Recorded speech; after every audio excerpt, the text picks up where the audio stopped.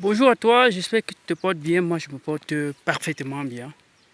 J'ai tourné une vidéo il y a quelques jours présentant un rucher qui a pris feu et dont les ruches sont devenues du charbon, des colonies, de la cendre. Et j'expliquais à ceux qui m'écoutent que ce sont des pratiques qui, au départ, les gens n'arrivent pas toujours à comprendre que quand vous laissez les ruches à moins de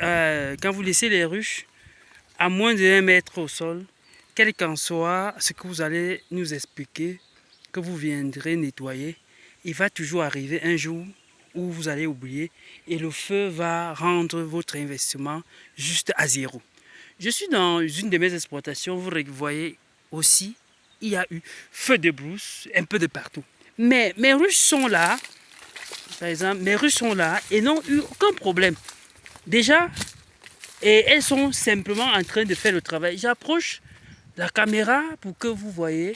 Regardez, mes ruches sont là, colonisées, et elles sont en train de faire le travail. Je suis aujourd'hui ici pour une récolte de ces ruches.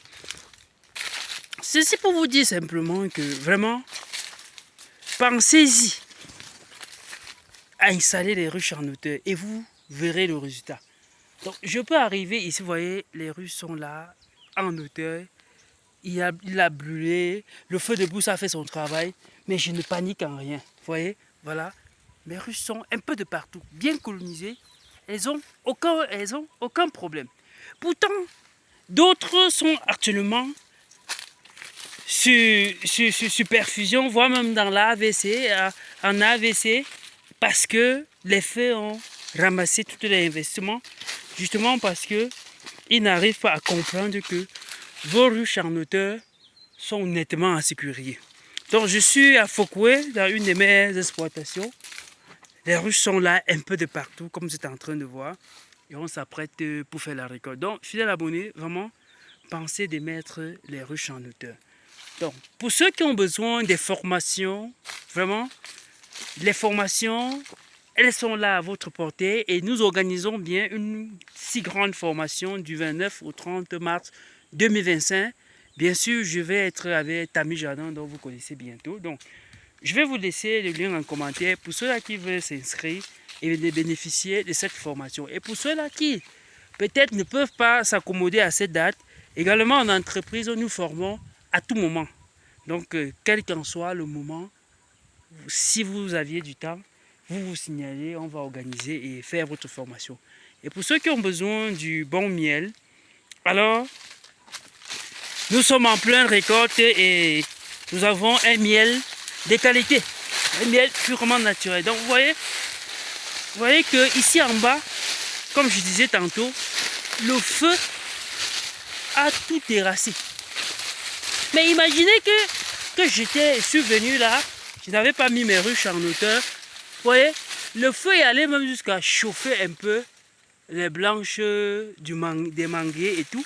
Mais mes ruches n'ont eu aucun problème. Alors, je projette la caméra, vous allez voir. Regardez, mes ruches ont eu aucun problème. Elles sont tous colonisées, regardez bien. Comment elles entrent, sortent, regardez. Donc, sur cette table, j'ai pratiquement 5 ruches tout colonisées. Mais imaginez-vous, si mes ruches étaient au sol comme ça, je devais commencer le fiasco. Et c'est ça le début de la tension. Donc, pensez-y mettre vos ruches en hauteur.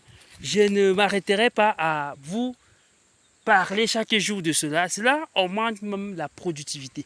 Donc, comme je disais tantôt, si vous avez besoin de tous les équipements apicoles, également des ruches Fobasso, alors nous en disposons pour vous permettre de produire vous-même votre propre miel. Quelle qu'en soit la commande et quelle qu'en soit la ville où vous vous trouvez, nous sommes disposés à vous servir, quelle qu'en soit votre ville, et on vous accompagne également dans le projet. Donc, fidèles abonnés, je vais m'apprêter très vite pour qu'on aille faire cette récolte parce qu'il faut que je positionne les gars parce que les ruches sont un peu de partout et il faut que chacun soit sur son pied d'arbre pour faire sa récolte. À bientôt.